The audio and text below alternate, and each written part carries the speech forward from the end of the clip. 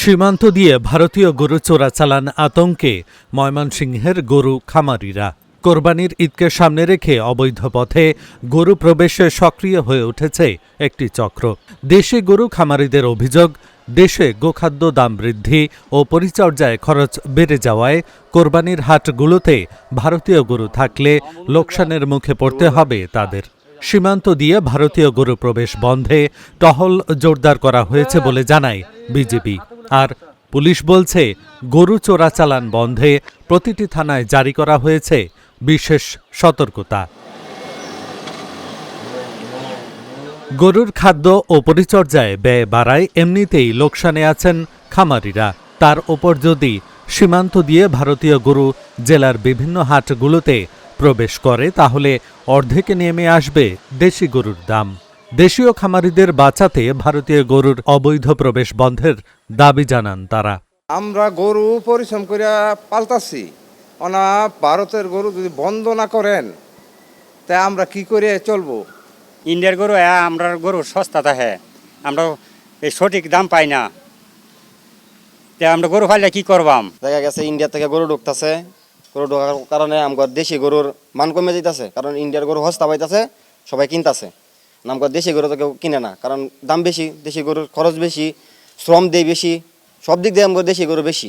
আমাদের যে খরচ, খাদ্যের দাম যে বৃদ্ধি পাচ্ছে, তো এখন বর্তমানে ইন্ডিয়াতে যেভাবে গরু শুরু হয়েছে, মানে আমাদের মনে হয় না যে গরুতে লাভবান হতে পারবো। ঠিক আছে, কারণ একটাই যে ইন্ডিয়ার গরু, আমার এই গরুটা 1 লাখ 1.5 লাখ টাকা হলে কিনতে পাওয়া যায়, ইন্ডিয়াতে এটা 80,000 টাকা পাওয়া যেতেছে। তো তার ফলে আমরা এটা কি লিখে নিব? সমস্যা এটাই, মানে বর্তমানে ইন্ডিয়াতে যেমনি গরু ঢুকতেছে, এতে আমরা খামারিরা লাভবান না, লসের দিকে আছি আমরা। দেশি গরুরা যেতে খাটনি এবং পরিশ্রম, খাওয়া দাওয়া সব দর বাড়তি, যার কারণে পোষার না। এরপরে ভারতে গরু আসে, পরে আমাদের ব্যবসাটা হইতেছে না, আমরা খুব লসও আছি বর্তমানে। ঈদকে কেন্দ্র করে ভারতীয় গরু প্রবেশ বন্ধে সীমান্তে বাড়ানো হয়েছে নিরাপত্তা।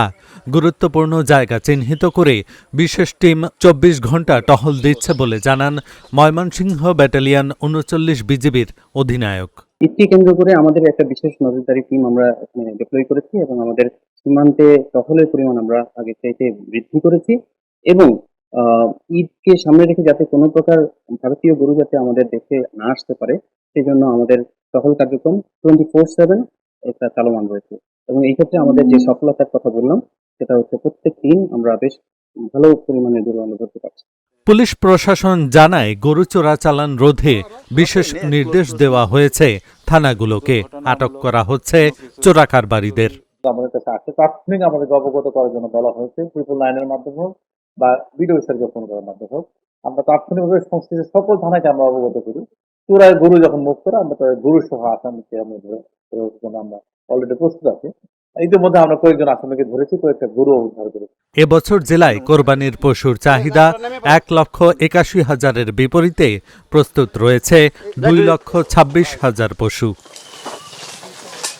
Dhaka journal news desk.